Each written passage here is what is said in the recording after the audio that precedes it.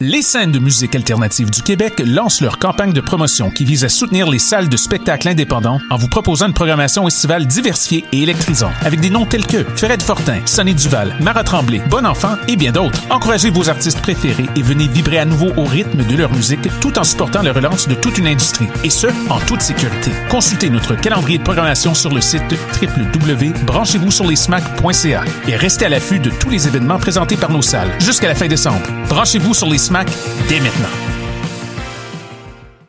La saison théâtrale 21-22 d'Espace Libre est lancée. 8 propositions artistiques, un spectacle déambulatoire dans les rues du Centre-Sud, 7 spectacles en salle et plusieurs spectacles offerts en web diffusion. Théâtre en extérieur, comédie, drame historique, documentaire, drag king, cinéma d'art, performance, cirque et cabaret font écho aux titres qui résument la programmation. Rendre visible, rendre audible. Procurez-vous vos billets dès maintenant sur espacelibre.qc.ca. Du 12 août au 12 septembre, la 5e édition du Festival des Arts de Ruelle se déroulera dans 8 arrondissements de Montréal. Show de balcon, parade, spectacle sur le Mixbus et pop-up artistique, le tout 100% diffusé en direct sur Facebook et MaTV, la chaîne citoyenne de Vidéotron. Découvrez plus de 200 artistes de toutes disciplines, dont Clean Friends, Mathéo, La Bronze, Thierry Larose, Superplage et plein d'autres belles personnes. Manque pas ça, le Fort a 5 ans et on fête en grand. Toutes les infos au festivalfort.com. Merci à choc.ca pour son précieux soutien. C'est la rentrée au Quartier Latin de Montréal. Venez faire la fête rue Saint-Denis entre Sherbrooke et Deux-Maisonneuves et rue Emery entre Saint-Denis et Sanguinet. Vos restaurateurs, microbrasseurs et détaillants préférés ont hâte de vous retrouver. Venez profiter de la bonne ambiance des terrasses et de la piétonnisation pour vos 5 à 7 entre amis. Pour la rentrée, on se retrouve au Quartier Latin. Si c'est chez Dieu qu'on trouve la foi. Salut, c'est Valence. Vous écoutez choc.ca.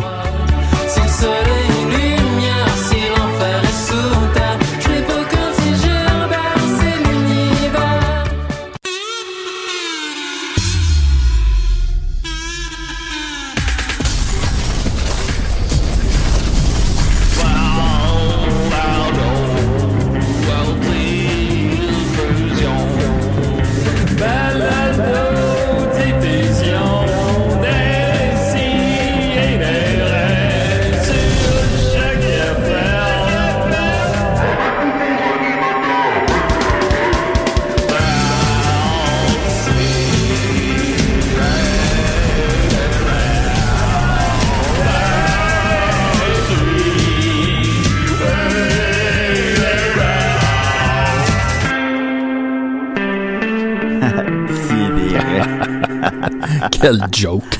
Quel joke! On se lancera pas après 10 ans. Comment il va? Je suis avec mon ami Maxime Gervais. Comment il va? Ça va bien. Hier, Andrew WK a sorti un nouvel album, God is Partying. J'écoute ça pendant la semaine, puis peut-être je vous en reparlerai un jour. Il est sorti hier? Il a sorti un album hier, oui. C'est juste un mardi, les albums, non? Ah, ben là, moi, c'est pas moi qu'il faut dire ça. Non, la compagnie de disques. D'accord, mais je veux dire que c'est plus les mêmes paramètres qu'avant. J'imagine. Il faudrait appeler la compagnie de disques pour je veux pas appeler. Le disquaire. Bon, on va appeler le disquaire. Appelle-les. On va aller au fond de ça. Ouais, sais-tu quoi? Je vais le faire. Oh! On va appeler. Je vais appeler la compagnie de disques. Allô? Salut. Why the Monday? Blue Monday. Mais conseillez-vous de l'acheter? No, but my friend, he like that. Yes. So, the Monday. Alors, gros épisode.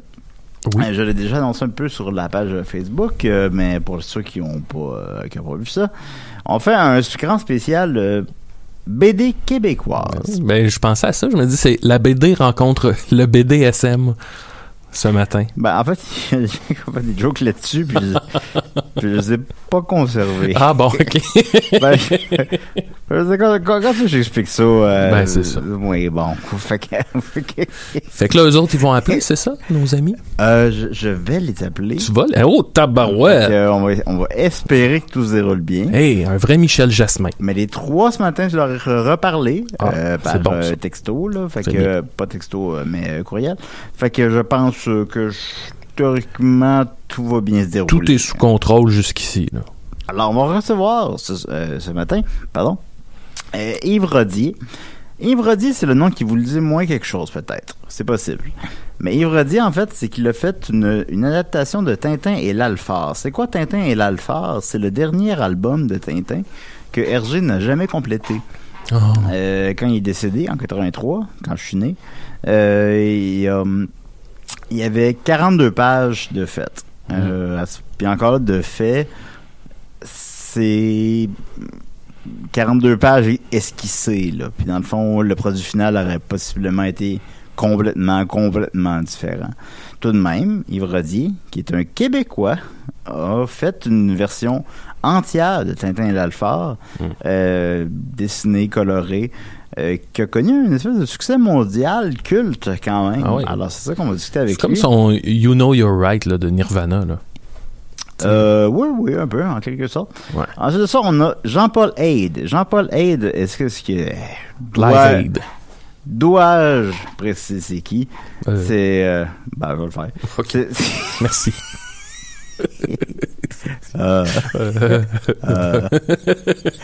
C'est le gars qui faisait Jérôme Bigras. Ok. C'est le gars qui faisait Jérôme Bigras, bien sûr dans Crow, et qui par la suite continue de gagner sa vie avec la bande dessinée. En fait, c'est un de nos grands auteurs qu'on a présentement. J'ai sous la main La femme aux cartes postales. Sinon récemment il a fait L'homme astronaute. C'est pas ça le nom exact en fait là. Je veux dire le nom exact parce que c'est genre un site d'épée. Le garçon astronaute, en tout cas ça là. Il a fait ça cette année qui est souvent reconnu comme la meilleure bande dessinée de l'année. Patati patata. Et en dernier temps, on va avoir Tristan Demers. Tristan Demers, vous le connaissez. Oui. C'est le gars de Gargouille. Puis tout ça en fait, tout ça m'a été beaucoup aidé par mon ami Jake, qu'on salue. Qui, lui, connaît tous ces gens-là personnellement. Wow. Fait que, il m'a aidé à me mettre en contact avec ces gens-là. Puis, ce que j'ai remarqué chez les BDS, c'est qu'ils sont calissement relax. Ah ouais, hein? Non, pas du monde stressé, là. Ben, tu sais, mettons... Ben, faut pas généraliser dans la vie, hein? Faut pas généraliser. Mais, mettons... je sais pas, là, des réalisateurs sont moins relax, là. Les BDS sont relax. Stanley Kubrick, hein, t'as pas... Oh non, ben lui, alors partiellement pas relax, là. Non, mais ouais, peut-être ça vient... c'est un peu le phénomène du travailleur autonome, que tu sais, oui, t'as des deadlines, mais tu sais, sinon, ton quotidien, c'est tu te lèves, puis quand tu te sens prêt, après un bon café, tu te mets au travail, tu travailles fort, mais tu sais, tes journées sont au gré du vent, là, un peu. Là. Ben ouais, puis il meurt vieux, c'est juste là. C'est comme... Chris, là. C'est tabarnak-là. C'est comme, mettons... C'est comme, mettons, les gens qui font de l'animation, on parle souvent des gens... On en parle souvent. Des gens chez Disney, ils sont 9, là. Il y a comme un terme pour ces 9 personnes-là. Simba, Buzz... Pumba. Blanche-Neige. C'est genre, non, c'est des animateurs qui travaillent depuis les années 30. Puis je pense qu'il y en a qui sont encore en vie. Ces gens-là vivent comme 100 ans parce qu'on dirait qu'ils vivent au ralenti. Ben, ils dessinent. C'est comme des arbres. Je vais dessiner. Alors, on va commencer avec Yves Rodier. Du gazon.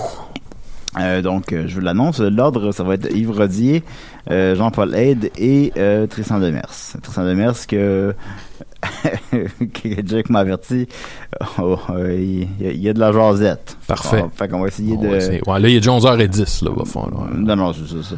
Alors, donc, j'avais dit, on va commencer avec... Monsieur Rodier. Monsieur Rodier. Alors, Monsieur Rodier, je m'en vais dans mes messages. OK. Ouais. Ici, j'ai mon numéro de téléphone. Alors, on y va. OK. Piton. Oh, il y a quelqu'un qui appelle, mais là... Qui appelle, mais c'est pas... Ouais, en tout cas, c'est pas d'adon. Hein? Des sidérés? Ah! Non. Ça a pas... Bon, ouais. Ben, c'est ça. C'est ça qui arrive. Non, mais gars, on a notre rythme à matin, puis on vit comme les BDistes. On se laisse pousser, On va chercher le numéro, on n'est pas stressé. Un podcast, c'est un peu comme un dessin. Tu sais, on sait pas trop, on pèse sur en onde, puis on sait pas où ça va nous mener. Hey, tabarnak. Chaque coup de crayon amène une nouvelle dimension là, à cette espèce de grande toile qui est notre podcast. Là, je sais plus quoi dire. Là. T'es en train d'appeler, ça marche pas. Oh oh. Oh oh. Le cauchemar recommence. Alors là, je vais vous décrire un peu la scène. Là. Julien alterne entre le téléphone et son écran d'ordinateur. Il a pas l'air content. Il parle plus, il fulmine. Il essaye. Il sourit pas. Je peux vous dire ça, là, que ça devient de plus en plus tendu. Au moins, quand il est choqué, il sacre, mais là, pas un son. Non, c'est pas ça. Ah, bon. Hey. Non, mais je suis bien content d'être là matin, là. C'est ça. OK. Là, il a trouvé le numéro. Il compose le numéro. Hey, je voudrais remercier les gens qui nous écoutent en ce moment. D'être là, le samedi, ou peu importe à l'heure à laquelle vous nous écoutez, que ce soit au travail, à bord de votre véhicule. Je vous lance la question. Quelle est votre bande dessinée préférée? Répondez-nous dans les commentaires. Là, je vais les... Ah! Il y a toi qui... Ah! Oui, OK. Donne-moi un instant. Oui. Bonjour. Bonjour. Bon, OK, vas-y, Julien. Salut Yves, ça va? Ça va, Julien? Oh, ça allait mieux tantôt. Juste dire qu'on est déjà en onde. Parce qu'on a... Oui, on est déjà en onde, je te dis tout de suite, alors... Oui, je sais, j'ai écouté le début de l'émission. Passer des pantalons. Justement, je voulais dire, comme Tristan est sur l'émission, on peut aussi bien faire ça short parce que ça va passer d'1 heure. Fait que... Ouais, ça, Jack m'a dit, là, Tristan, là, il est vraiment cool. Il est vraiment cool. Mais tu sais, il y en a des affaires à raconter. Mais tu poses une question, puis ça lui prend 15 minutes à répondre. Exactement. On va y aller. Je m'excuse, Yves, j'ai eu des problèmes techniques parce qu'en fait, normalement, on prend pas les appels. Non, c'est pas important. Fait que voilà. Et Yves Rodier, donc, que tu as été l'auteur, pas l'auteur, mais tu as fait une interprétation plutôt de Tintin et l'Alphard. C'est exact. Exactement. En quelle année tu as fait ça? Hey, ça fait 30 ans cette année que je l'ai fini. J'avais commencé en 87. Puis je l'ai fini en 91, 4 ans et demi de travail là-dessus. Quoi, un petit amateur, faut dire, hein? Je le ferais peut-être... Quoi que, je te dire, je le ferais peut-être plus vite aujourd'hui. Non, je le ferais peut-être moins vite aujourd'hui. Je prendrais plus mon temps, puis je m'appliquerais plus. Ouais, mais c'est ça. Ben, t'avais quel âge à ce moment-là? Quand j'ai commencé, j'avais 19 ans. J'ai fini à 24 ans. Tabarnak, man, moi, je fumais du pot. Ici. Mais, comment tu c'est la différence, j'ai jamais fumé de pot, moi. Comment tu t'es retrouvé avec cette tâche-là à accomplir? C'était pas une tâche, c'était vraiment par passion, tout simplement. C'était dans le temps, le livre des croquis d'Hergé est sorti. Puis, je t'interromps, on va mettre en contexte, en fait, c'est quoi Tintin et l'Alphard à la base? Ben, comme tu as expliqué tantôt, c'est vraiment ça. C'est que c'est l'album sur lequel Hergé travaillait quand il est mort. Et donc, ça n'a jamais été terminé. C'était vraiment une première ébauche, parce que quand on regarde comment Hergé travaillait, surtout dans les dernières années, ça pouvait y prendre 10 ans à écrire une histoire. Fait que c'était premier jet, deuxième jet, troisième jet, puis il retravaillait sans arrêt jusqu'à la fin pour avoir un album le plus peaufiné possible. Puis Tintin et Picard, justement, effectivement, ça a pris quelque chose comme une décennie à faire, puis facilement, au final, c'est pas le meilleur Tintin, on va se le dire. Tout à fait, mais en fait, il a comme utilisé des parties de l'histoire qu'il avait commencé à écrire au début des années 60 pour faire Vol 714 pour Sydney, parce qu'il lui est sorti... Ouais, c'est ça. Mais il devait, cette histoire-là, pas avec des extraterrestres, mais un détournement d'avion, puis tout ça, ça devait être dans Tintin et les Bigotidos, ce que ça s'appelait à l'époque. Hein. Et finalement, le monde était comme tanné d'attendre après un nouvel album de Tintin. Ses assistants ont dit qu'il faudrait sortir de quoi. Fait qu'Hergé a fait, bon, OK, on va utiliser cette partie de l'histoire-là, puis on va développer ça vers autre chose. Donc, il a emmené des extraterrestres là-dedans. Et là. C'est qu'à ce moment-là, c'est en fait, sauf erreur, Tintin et les Picaros, c'est en 76. Puis à ce moment-là, exactement, l'album, ouais. L'album, ouais. Puis à ce moment-là de sa vie, en fait, il ne faisait que vivre de sa notoriété, mettons. C'est pas nécessairement une mauvaise chose, mais c'est qu'il était trop impliqué par le fait qu'il est Hergé. Puis il prenait pas le temps de travailler. Il prenait... écoute, il avait passé comme 30-40 ans de sa vie à ne faire que ça, à être assis tout le temps à sa table à dessin.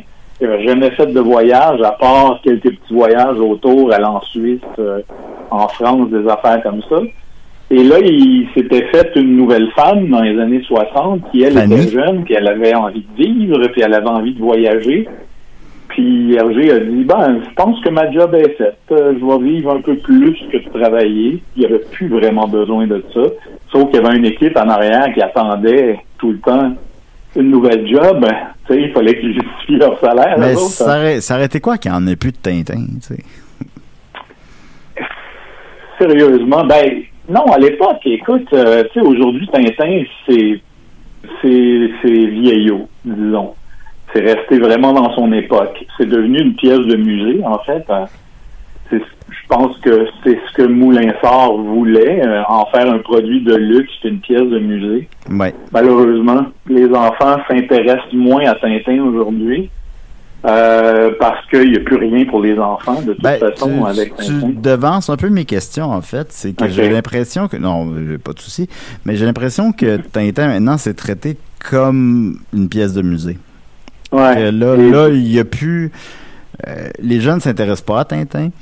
Fait que ça va n'aller qu'en s'empirant. Puis là, c'est juste, mettons, Tintin, présentement, c'est traité comme des produits de luxe. C'est traité comme des espèces de...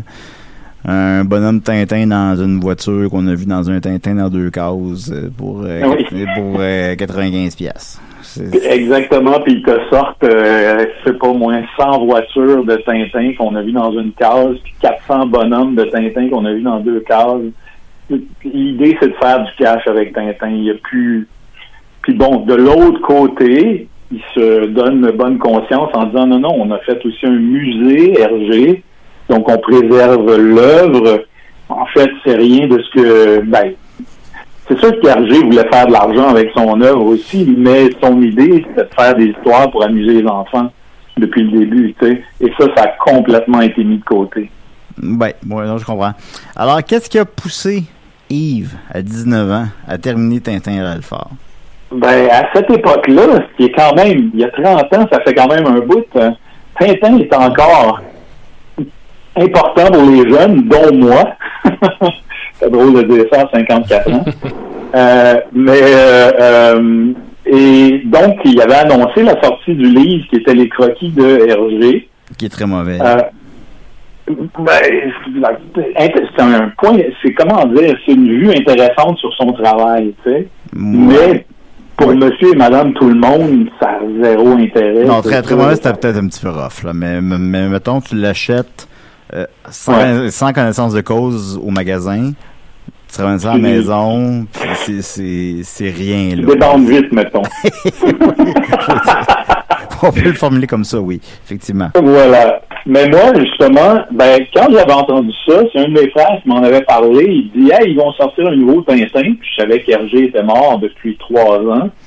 Donc, je me suis dit, c'est son équipe, c'est son assistant, surtout Bob Demour, qui a dû le finir. Fait que je me suis mis à chercher cet album-là dans les librairies. Puis tout ce qu'il y avait, c'était le maudit carnet de croquis d'Hergé. Et j'ai fait, finalement, il n'existe pas l'album. Fait que, avec l'innocence d'un jeune de 19 ans qui sort du cégep, c'est comme, ok, non, je vais le faire, moi. C'est à peu près ça. Quand même, ça...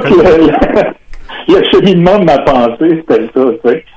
Ben ça, c'est le cheminement de ta pensée, mais qu'est-ce qui a été le cheminement du projet au final? Ça a-tu quand même connu un succès d'estime? Au final, tu as le droit de faire une seule scène là-dessus? Non. Ouais. Parce que c'est ça, là. Toi, tu t'es juste lancé, t'as dit, moi, je vais le faire, mais t'as pas, genre, communiqué les proches d'Hergé.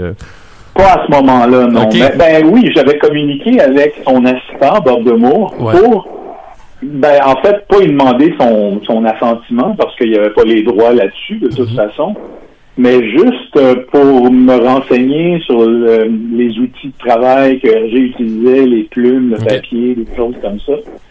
Malheureusement, on trouvait pas ça au Québec, fait que je me suis rabattu sur ce que je pensais qui ressemblait le plus. Mais non, mon idée depuis le début, c'était moi je vais l'avoir cet album-là dans ma bibliothèque. Vraiment juste ça. Mais en même temps, plus j'avançais dans mon travail, plus je m'appliquais sérieusement et j'ai toujours voulu faire de la BD. Ça avait toujours été mon but dans la vie. Je dessine depuis que j'ai 2 ans et demi, puis mes parents, ma famille, ils disaient, Yves, il va faire de la BD plus tard. C'était comme clair et net. 2 ans et demi, je faisais caca d'inculotte, là. C'est pas, Moi aussi, mais je dessinais en même temps. Ah, ok, d'accord. Mais... et donc, je m'étais dit, en faisant ce travail-là, si j'arrive au bout, et j'étais convaincu, tu sais, à 20 ans, t'es convaincu que tu vas arriver au bout de n'importe quoi. Fait que je m'étais dit, je vais me rendre jusqu'au bout, puis après, j'aurai quelque chose à montrer pour aller me chercher de la job en BD. Parce que je voulais être publié en Europe. Moi, faire de la BD, pour moi, c'était vraiment travailler pour le journal Tintin ou le journal de Spirou ou pour Pif Gadget ou toutes les affaires que j'avais lues quand j'étais jeune. Ce qui est drôle, c'est que j'ai travaillé pour Pif Gadget par après, mais en tout cas, ça, je savais pas. T'as fait quoi? Oui, j'ai fait surtout des couvertures. La première année que Pif Gadget est revenu en 2004 ou 2005, je sais pas. Ouais, ils l'ont ramené, ouais.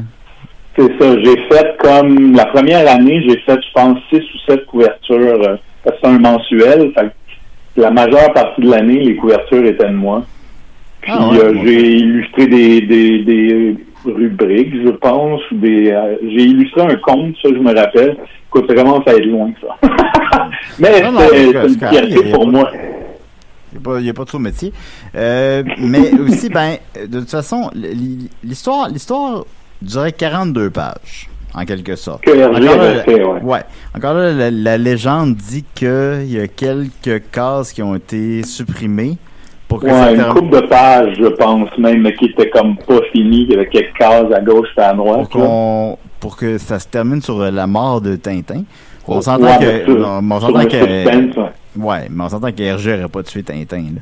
Mais toi, il a fallu que tu inventes une fin. Ouais. Bon, écoute, quand je me suis lancé, je n'avais pas pensé à ça. Je me disais, quand ça me viendra. Puis je m'étais mis tout de suite à dessiner les planches que Hergé avait déjà élaborées. Puis au fur et à mesure, je sais pas en combien de temps juste, en discutant avec un de mes amis aussi qui est un fan de Tintin, j'ai élaboré la finale que j'ai découpée puis que j'ai dessiné à la suite. Avec la mort de Rassapopoulos. Ouais, ça me paraissait assez logique quand même, parce qu'on sent qu'Hergé, écoute, à l'âge qu'il était rendu, puis en plus malade comme il était, il savait que ça allait être le dernier si jamais ça sortait. Et il mettait en place, on dirait, des choses pour que ce soit assez final. Tu sais, il a fait rencontrer une femme à Tintin dans les premières planches. Moi, j'ai poussé ça un petit peu plus loin à la fin où vraiment il demande pour sortir en date. T'es intéressé, oui. Ouais, Tintin a l'air surpris puis il répond pas. Fait que moi, j'ai pas voulu m'avancer sur il y a ça aussi dans les derniers Astérix, il y a ça aussi un peu, parce que c'est des personnages des années 60 de la BD belge sont comme asexués un peu. Puis... Ouais, asexués et la plupart masculins, sauf dans Astérix, c'était quand même des femmes, mais qui n'avaient pas des rôles principaux. Mais ça, les auteurs ont toujours dit, la censure belge ou française, je pense qu'il était la pire encore. Aussitôt que tu dessinais une femme dans les BD dans les années 50, tu te faisais censurer, c'était... Fait beaucoup d'auteurs de cette époque-là étaient accusés de misogynie, tandis qu'en réalité, c'était juste parce qu'ils voulaient continuer à travailler. Ils dessinaient des femmes, ils en dessinaient plein sur la slide, mais ils ne pouvaient pas les mettre dans le BD. C'est bien cool de dire « Ah, Tintin, il est gay, blablabla. » Mais c'est pas ça, il est pas gay, il est asexué. Il est pas gay, le sexe n'a pas sa place. Non, c'est ça, il n'y a aucune forme de sexualité dans les albums. Exactement. Effectivement. C'est dommage. Faut pas oublier, c'est pas des humains, ces personnages-là, en fait. T'es vois pas t'es vois manger peut-être une couple de fois, t'es vois jamais aller aux toilettes, t'es vois jamais, tu sais. Ce serait bon, ça. Moi, Capitaine Haddock qui chie, là. Hey, man, Tintin fait caca, là, je suis le premier à l'acheter. Milou, il arrête de marcher, puis genre, il fait une petite crotte. Tu pourrais partir une nouvelle série, un peu comme Paul lâche un pet dans le métro, puis des choses comme ça. Paul fait caca, on pourrait le voir. Écoute, on a déjà dépassé notre temps, mais je veux quand même un genre de... Oh, je sais, man, j'aurais pris 1 heure.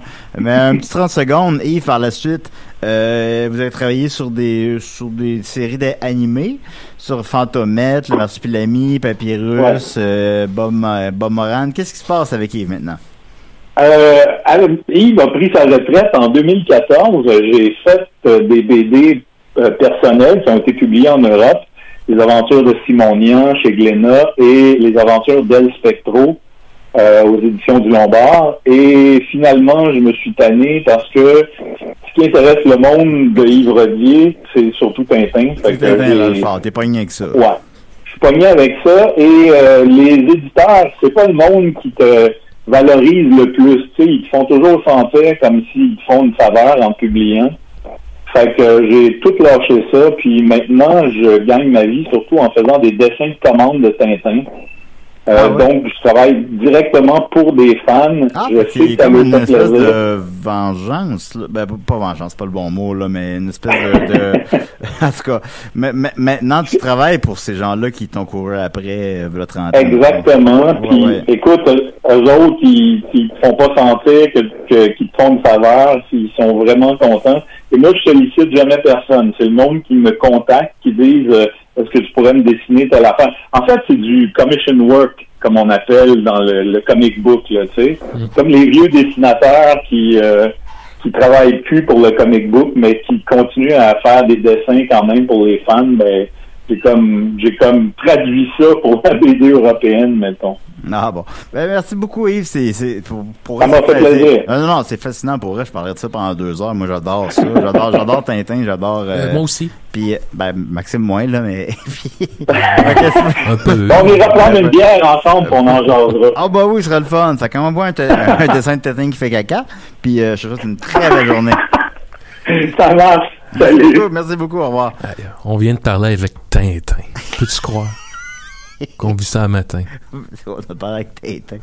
OK, alors... Le toupette ben drette dans les airs dit « Hey, c'est sûr. Touche-moi pas le toupette. » C'est sûr. Alors, Jean-Paul Haid. Alors là, je vais juste chercher dans mes courriels. J'ai écrit ce matin, ça va prendre 2 secondes. Ben oui. Pendant que tu cherches ça, moi, je veux dire aux gens... Je prépare une chronique d'humeur au sujet du spectacle de Limp Bizkit à Lollapalooza. Le nouveau look de Fred Durst. Ouais, mais toi, fais ce que tu as à faire, là. Moi, je vais parler au nom. OK. Fait que, en préparation à ce grand dossier, non, c'est pas un grand dossier, là, mais cette chronique-là, allez l'écouter. Tapez Limp Bizkit Lollapalooza 2021. Écoutez-le. Digérez-le. Je vous invite à aller écouter leur participation à Woodstock 99 en complément. Puis on va s'en rejaser bientôt. Ça est le dernier album d'Andrew W.K. Fait que on va se faire une belle grosse chronique. Oui, allô? Jean-Paul? Oui, bonjour. Oui, c'est Julien, ça va? On est déjà en onde, je t'avertis tout de suite. OK, je dirais pas trop de niaiseries. Non, ça va. J'ai de la misère avec. Absolument, les gens appellent. Fait quand il faut que moi je l'appelle, j'ai de la misère. Mais comment il va? Okay. Jean-Paul Haid, donc, comment il va? Oh. Ben, il va bien, il va pas pire pantoute. Ben oui, on vient de parler avec Yves Rodier pendant quand même un genre de 20 minutes. Ça devait être 15, c'est devenu 25. Fait que je sais pas comment je vais gérer l'émission, là, mais en tout cas. Okay. C'est pas grave, mais l'as-tu lu son Tintin et l'Alphard? Son Tintin et l'Alphard, je l'ai pas lu, j'ai vu des extraits. Ah oui, hein? Ouais, c'est ça. Regardez l'original, là. Non, mais ceci dit, mais écoute, il y a un super talent, ce gars-là. C'est l'espèce de talent de mimétisme, là, d'être capable de se fondre dans le style de plein de monde, là.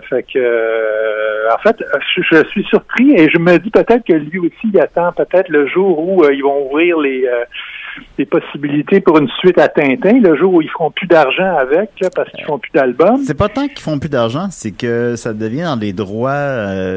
Je pense qu'après 75 ans, ils peuvent le faire. Donc, à 75 ans après Tintin et les Picaros, théoriquement, ils peuvent faire les Picaros, enfin bon. Ils peuvent faire un nouvel album. 75 ans après la mort de l'auteur. Ah ouais? Pas après Bon, d'accord. Je viens de péter ta balloune. Oui, j'ai pété une balloune de genre 6 ans, là.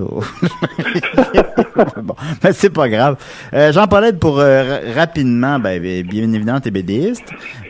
Aussi, tu as fait, c'est Jérôme Bigras, on va se le dire, un classique de la bande dessinée québécoise.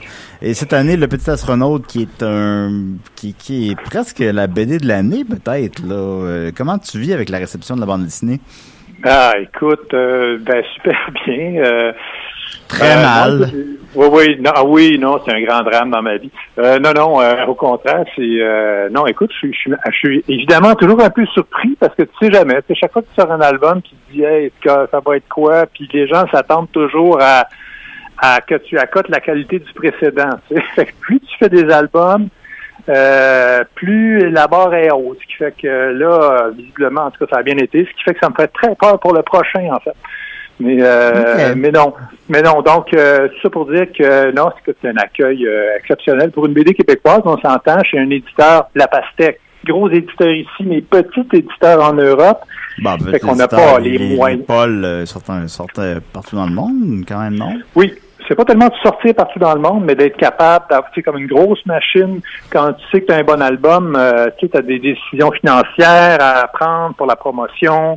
Tu sais, il y a comme tout un jeu, c'est une industrie, tu sais, en Europe, là, fait que c'est sûr que la Pastèque, malgré toutes les bonnes intentions puis leur talent, c'est un petit joueur par rapport à des très gros groupes. Ce qui fait que la bonne carte qu'on a dans notre jeu, c'est que les libraires capotent sur l'album en Europe. Est-ce que c'est à cause du propos ou écoute, ça a ému beaucoup de monde. Le propos peut-être un peu, mais je pense que ça rejoint de façon beaucoup plus universelle parce que bon, faut le dire, là, les auditeurs le savent peut-être pas, mais ça parle de handicap. Ça parle d'un petit garçon, Tom, qui naît avec un handicap et qui l'histoire est racontée par sa sœur qui raconte un peu ses souvenirs d'enfance. Donc écoute, c'est un peu tranche de vie, puis c'est quelque chose qui est assez émouvant et je te dirais à ma surprise, plus ou moins, je l'espérais, mais c'est beaucoup plus universel que de s'adresser uniquement qu'à des personnes qui sont exposées à des situations de handicap. Moi, c'est un peu la peur que j'avais, mais finalement, c'est n'importe qui a un cœur à bonne place se trouve touché. Puis écoute, c'est assez unanime chez les libraires en Europe. Donc, écoute, avoir l'appui des libraires qui sont les ambassadeurs de première ligne pour un album, c'est comme un gros plus. Fait que je suis très heureux. Non, je comprends ça, effectivement. C'est ça qui est, je pense, entre autres, évidemment, une des forces de l'album, c'est que si t'as le moindrement un peu de cœur, c'est brise-cœur. C'est difficile. C'est de l'humanité pure. C'est de l'humanité pure. C'est se donner soi-même. Mm-hmm. Alors, je pense que là-dessus, c'est très fort. Puis aussi, on t'associe à la BD. Moi, je t'ai connu, évidemment, avec Jérôme Bigras. Mes parents étaient abonnés à Crow, je sais pas pourquoi, d'ailleurs. Ah ouais? Mais ils étaient abonnés à Crow. Fait que je disais ça, puis moi, je disais rien que les BD, là. Tout le texte, puis ça, c'était quoi? C'était 85 pages, là. Tout le texte, je trouvais ça plate. Mais les BD, je lisais ça, je lisais Gabory, je lisais Toi, je lisais Red Ketchup. Et puis Jérôme Bigras, c'est bon. T'as refait un album récemment de Jérôme Bigras, justement. Est-ce que c'est un personnage qui va... ça fait quand même presque 10 ans, je pense, à 2010. Ah, 10 ans? Ok, j'aurais cru mal, pardon. Mais ouais. C'est ça. Donc, ça s'appelait Le Fond du Trou. C'est ça, Le Fond du Trou, c'est une histoire donc inédite qui n'avait pas paru initialement en magazine parce que les albums que je sortais de Bigras, c'était en fait des recueils de ce qui était sorti à l'époque en magazine, tandis que là, c'est vraiment une histoire à part. Puis c'est une histoire longue, pas un assemblage de courtes histoires de 2 pages. Là. Ouais. Et tout le principe reposait sur le fait que l'album est troué, carrément troué. Il y a vraiment un trou. Non, c'est ça. Il est vraiment, je veux que ça soit clair pour l'auditeur. L'album est littéralement troué. Oui, exactement. Donc, le trou arrive sur chacune des planches à un endroit précis, puis le trou est intégré dans l'histoire, dans chaque planche. Est-ce qu'on pourrait le transporter avec un porte-clés, par exemple, ou... un porte-clés, oui. Mais c'est très drôle parce que ça fait une drôle de façon de lire. Moi, maintenant, c'est rendu quand je l'ouvre, je mets toujours le pouce dans le trou. Tu sais. Ah ouais. Ça devient comme une espèce de palette là, de peintre. Mais donc, c'est ça, l'idée, c'est que le trou devient un tunnel et devient des passages. Et il va finir par devenir, en fait, une espèce de tunnel à voyager dans le temps, où les personnages peuvent rentrer dans le trou pour aller sur les autres pages et éventuellement rentrer en contact avec ce qui s'en vient dans l'histoire, ou le passé, ou, pire, avec eux-mêmes, dans 30 pages. Tu comprends? Fait que là, ça devenait, tu sais, une espèce de Back to the Future à la puissance 10, là, tu sais. Oui. Ah non, mais c'était du Claude Meunier, mettons, dans le bon sens du terme. C'était du Claude Meunier en BD. C'était quelque chose qui était révolutionnaire un peu, là, presque, là. Ça s'est jamais vu dans la bande dessinée mondiale, ça s'est jamais vu, là. Oui, c'est ça. Écoute, c'est devenu, ce genre d'affaire-là, c'est devenu un mouvement, ce qu'on appelle la méta-BD. En Europe, il y a eu tout un mouvement, enfin, je dis un mouvement, je pense que c'est ça, c'est un groupe... un mouvement. Nomme-moi donc une méta-BD, là. Une méta-BD, écoute, il y a une série qui est très connue, quelqu'un pour qui j'ai énormément mon Dieu. Il s'appelle vraiment Marc-Antoine Mathieu. Marc-Antoine Mathieu qui appelle Julius Akfak. Qui est une espèce de fonctionnaire des rêves. Et chacune des BD joue aussi. Mais c'est plus... je veux dire, on est moins dans l'humour pur. C'est plus philosophique, là. Mais tu sais, genre, il part à la recherche du point de fuite, de la perspective. Et il a fait lui aussi une page trouée. Pas trouée dans le même sens que moi, avec un trou qui traverse tout l'album. C'est juste une page, une fenêtre ouverte par laquelle on voit la case de la page suivante. Qu'on va donc relire 2 fois. Bref, c'est plein d'astuces comme ça. C'est assez brillant. Et au niveau de l'écriture, t'écris aussi des scénarios, pas toujours. T'as pas écrit le scénario de La Ferme aux cartes postales, mais t'écris des scénarios généralement, c'est exact? Oui, La Ferme aux cartes postales, je l'ai écrit, on l'a écrit à 2. Ouais. Avec Claude Paiement, c'est vraiment écrit à 4 mains, là. De façon générale, je fais toujours mes scénarios. Il y a juste un album de commande que j'ai fait, 1642 Ville-Marie aux éditions Glénat, qui était sur l'histoire plus ou moins de la Fondation de Montréal, de Ville-Marie à l'époque. Sinon, oui, c'est ça, j'ai toujours été scénariste ou co-scénariste de mes BD. OK, d'accord, quand même. Est-ce que tu penses que... Comment dire? Où tu situerais l'âge d'or de la BD québécoise? Est-ce que tu penses qu'on est là? Parce que la BD québécoise, franchement, est comme jugée un peu comme de l'art, tandis que, mais dans les années 80-90, il y avait quelque chose qui était très, très, très, justement dans le Croc, par exemple, là, on dirait que c'était plus présent, puis c'était plus, je sais pas, c'est quoi? C'est quand l'âge d'or de la BD québécoise? Écoute, c'est sûr que je suis bien mal placé pour le dire parce que c'est encore récent. Il n'y a pas de réponse définitive là-dessus. Écoute, je te dirais qu'en ce moment, je ne peux pas appeler ça l'âge d'or, le temps le dira, mais c'est une période particulièrement effervescente parce que depuis les années 2000, il y a plusieurs choses qui sont arrivées. Il y a l'arrivée d'éditeurs. On n'avait pas d'éditeurs dans le temps. Je veux dire, il y en avait, c'était publié en magazine. On cherchait, écoute, on allait faire du démarchage auprès d'éditeurs généralistes là, qui faisaient de la pop psychologie puis des livres de cuisine pour leur dire « Hey, ça serait le fun que vous fassiez de la BD, tu sais. » Puis évidemment, quand on arrivait à le faire, je veux dire, les éditions Logiques qui ont édité Jérôme Bigras avec beaucoup de courage, les toutes premières séries, donc dans les années 90, il y a eu 2 albums qui sont sortis. Écoute, il publiait des livres sur l'informatique, la psychologie. Comment t'as dit? Il y en a eu juste 2? Il y en a eu 2 réédités. Après ça, c'est été réédité par la Pastèque. OK. Donc, à l'époque, c'était eux autres. Donc, tout ça pour dire que les éditeurs sont arrivés à peu près dans les années 2000, La Pastèque, Pow Pow, La Mauvaise Tête et plusieurs autres. Et évidemment, avec ça est arrivé l'engouement pour le roman graphique. L'engouement pour l'autobiographie, l'autofiction, beaucoup. Par la Québec. La Québec, grosse locomotive qui, faut donner ça à Michel Rabagliati, il a réussi, avec un gros succès littéraire, à faire une brèche dans l'espèce de plafond de verre là, qui contenait la BD uniquement à un lectorat d'amateurs de BD. Avec Michel Rabagliati, tout à coup, les gens qui lisent des romans se mettent à rouvrir un album de BD, chose qu'ils n'avaient pas fait depuis leur jeunesse. Puis tu sais, le gros lectorat, il est où? Il est dans tous ces gens-là. Ça change notre rapport à la bande dessinée aussi, parce que la bande dessinée, quand on était jeune, c'est 44 pages. C'est Astérix et les Gaulois. C'est 44 pages. Exactement. L'arrivée du roman graphique, c'est très différent. Il n'y a pas de nombre de pages prescrites. C'est un peu la définition de... Oui, c'est ça. C'est un peu de la définition. On est en dehors. On déformate, en fait, la bande dessinée. Et puis, par définition, ça va devenir des trucs assez épais, avec beaucoup de pages, et donc qui vont rappeler le roman, d'où l'appellation roman graphique.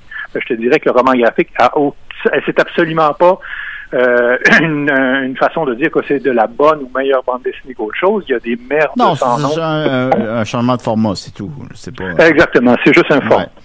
Mais donc, c'est ça, je trouve qu'en ce moment, là, on vit une période absolument florissante puis aussi l'arrivée de filles, et énormément d'autrices qui arrivent, de jeunes autrices dans les nouveautés. Écoute, je pense qu'il y a plus de filles que de gars, là. Fait que donc, je me dis, tu sais, on est en train de faire un rattrapage qui se fait pas en Europe, parce qu'au Québec, ce qui est très particulier au Québec, c'est qu'on n'a pas le poids de la tradition comme il y a en Europe. Tu sais, en Europe, tu fais de la BD, t'as l'ombre pesante de Hergé et de Peyo et les Schtroumpfs, tout ça. Tu sais, c'est une espèce de tradition nationale. Fait que quand t'es jeune et que tu vas commencer à partir de zéro, si tu veux faire un style qui est un peu en dehors des normes, faut que tu te battes un peu contre cette tradition-là qui a imprégné les lignes éditoriales de tous les éditeurs. Tandis qu'ici, tout était à faire, tu sais. On était en fait, ni plus ni moins que faire les balises de ce que, éventuellement, on appellera la bande dessinée québécoise.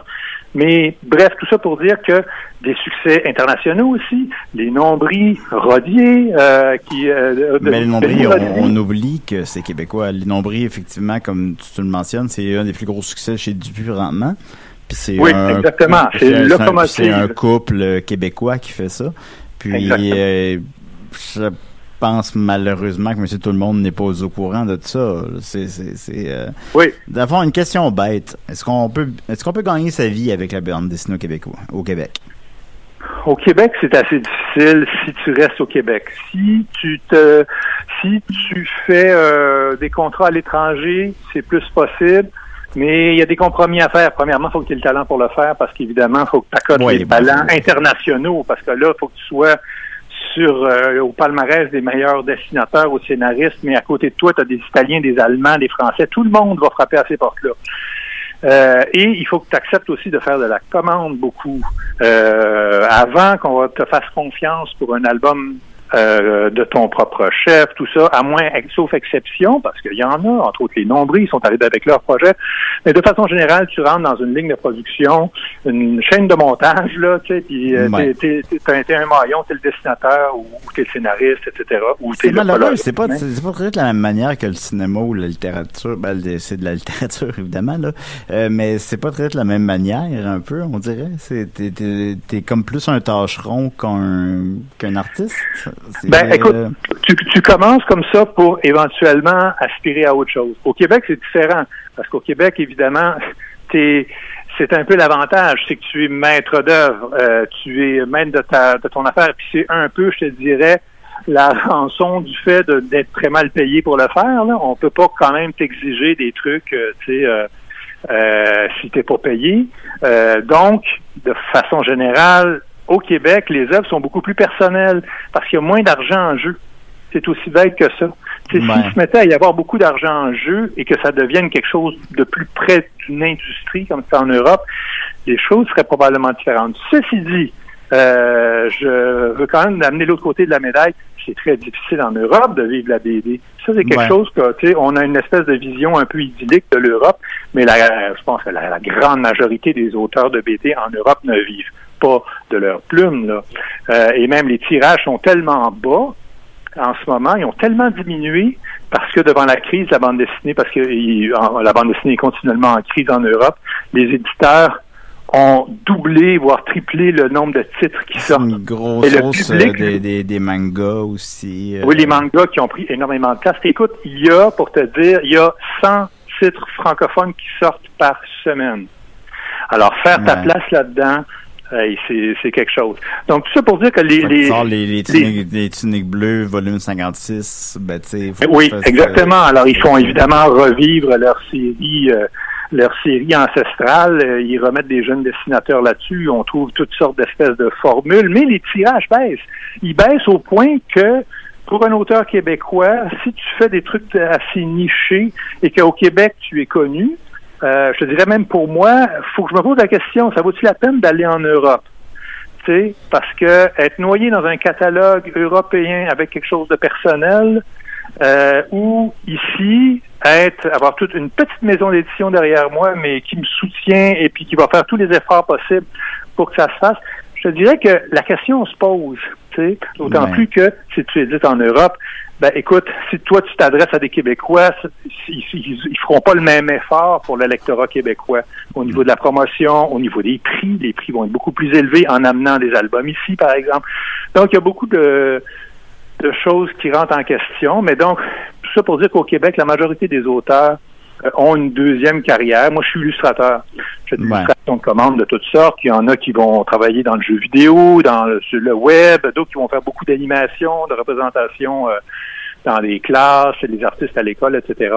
Mais c'est un peu comme ça aussi, je te dirais, dans une certaine mesure en Europe, c'est un peu la même chose. Voilà. Ben, merci beaucoup, Jean-Paul. Écoute, je t'aurais parlé encore 1 heure, mais j'ai pris le choix ridicule de mettre 3 invités. Fait que je vais te laisser tomber là-dessus. Je vais y aller avec une question rapide de Yannick Chouinard qui m'a dit aura-t-on droit à une nouvelle impression des tondeuses et des hommes? Oui, Tondeuses des hommes et Le fond du trou vont être réédités l'année prochaine. Yeah! Bon, une très bonne nouvelle. Merci beaucoup, Jean-Paul. Passe une très belle journée. Ça marche. Bye-bye. Bye-bye. J'ai mal à la gorge un peu, là. Je parle beaucoup. Oui, c'est pas... Non, ben, c'est pas grave. Moi, je me mets au service de l'émission, Julien. Oui, ben, je me disais, au cas où il y en a un qui répond pas. J'aurais pu parler de Limp Bizkit. Alors, on y va avec Tristan Demers, on vous a gardé le plus... Oups, pardon. On vous a gardé le plus connu pour la fin, on va dire. Là. Pas le... Alors, un instant. C'est comme le Jake Dion de la BD. Ben, il y a 3 personnes qui m'ont dit, vous avez pas invité Jake Dion? Je suis comme, on l'a invité genre 6 fois. Ouais, c'est ça. Quand j'ai dessiné Alice, je voulais pas montrer la sexualité. En même temps, il faut que t'en montres.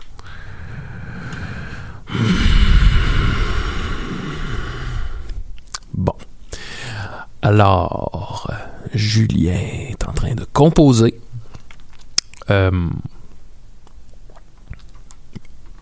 Alors moi, je vous invite à écouter le spectacle de Limp Bizkit à Oh. Ça sonne. Allô? Et bonjour, Tristan? Oui. Oui, c'est Julien Bernatchez, ça va? Ça va, toi? Oui, on est déjà en onde, là. Je t'avertis tout de suite. Parfait. Yes, Sir Miller. C'est parce que quand je prends les appels, ça va pas pire. Quand je fais les appels, à chaque fois, j'ai de la misère. Mais on est très content. Tristan Demers, par où commencer? Évidemment, le créateur de Gargouille. Je suis avec mon ami Maxime Gervais. Bonjour. En onde. Salut. Allô. Bonjour. Et comment s'est déroulée ta matinée? Ben moi, écoute, je suis en train de terminer. J'ai un livre sur la pop culture des années 80 qui sort le 3 novembre et que je concocte avec Jean-Sébastien Girard, là, qui est à la radio de Radio-Canada. Oh ben. Alors là, je suis en train de vérifier toute la maquette, puisqu'on sera chez l'éditeur mardi. On a plus de 200 photos dont il faut négocier des droits.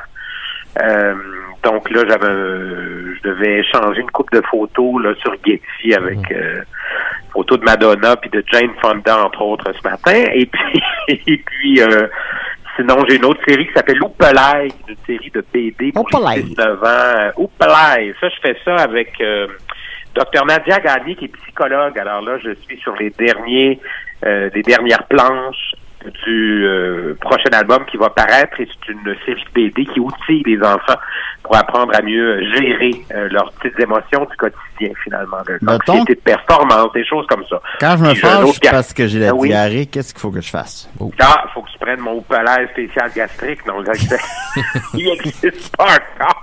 Mais écoute, tous les thèmes sont possibles, là, tu sais, évidemment, avant qu'on tombe sur le frère de mon cousin trans sort de prison. Ça serait peut-être un peu plus pointu. On va commencer par le TDAH puis l'intimidation, puis on verra par la suite. Mais c'est une série qui est bien mal fun.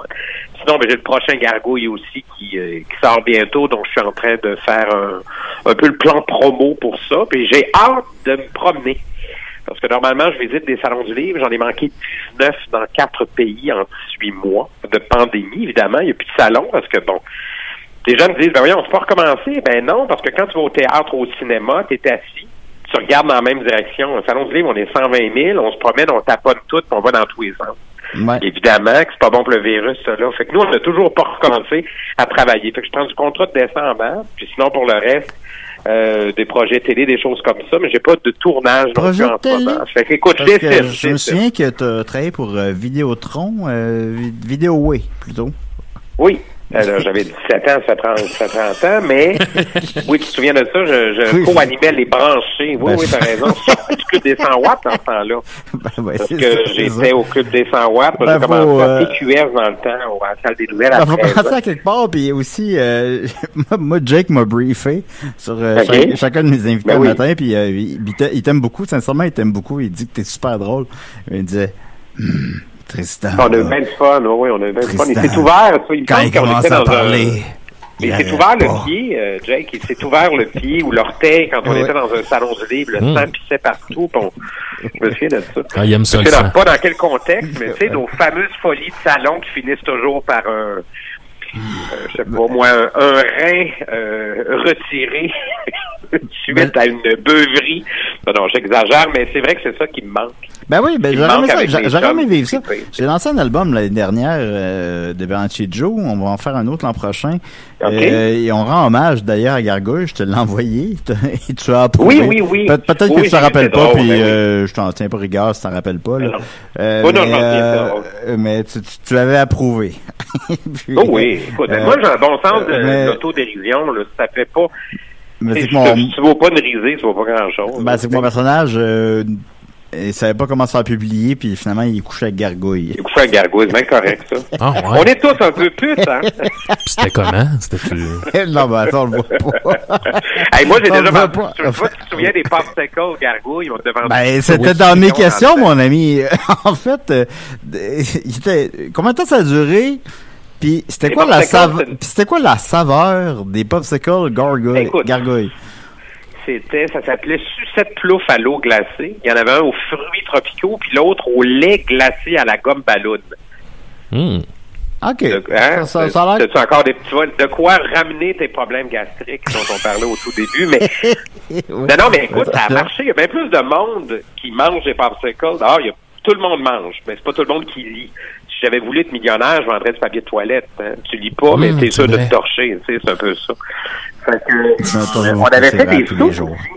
On avait fait des soupes au poulet et nouilles Gargouille avec l'eau nise. Autour de... Ça, les popsicles, 92 à 95, les popsicles.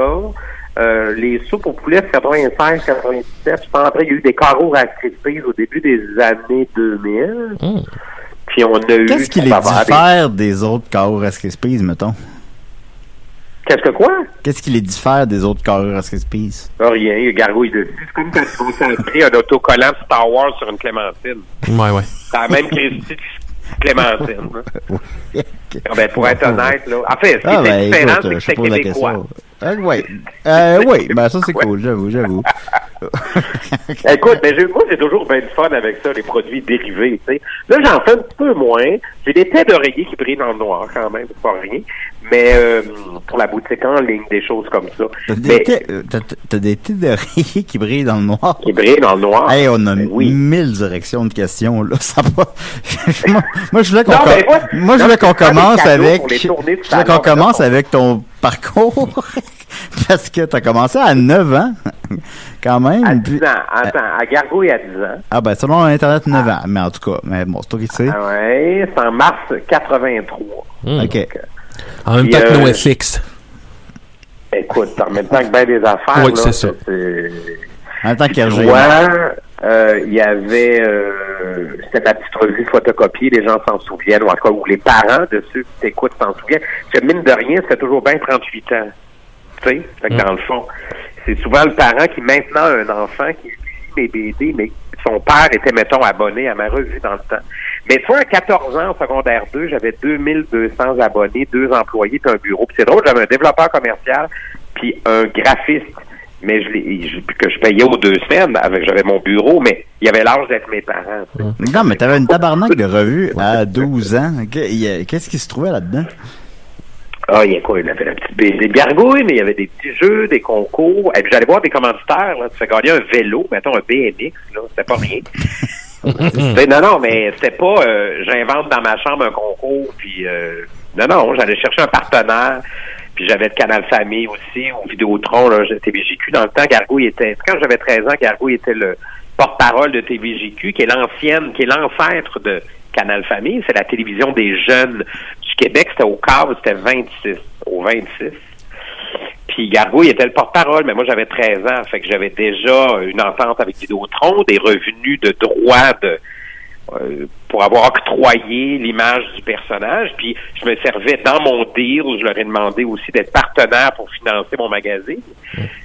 Fait que comme ça, je faisais reposer le risque financier sur d'autres. Ça m'assurait d'être capable de générer des profits que je réinvestissais automatiquement. À 13 ans, tu fais ça, toi.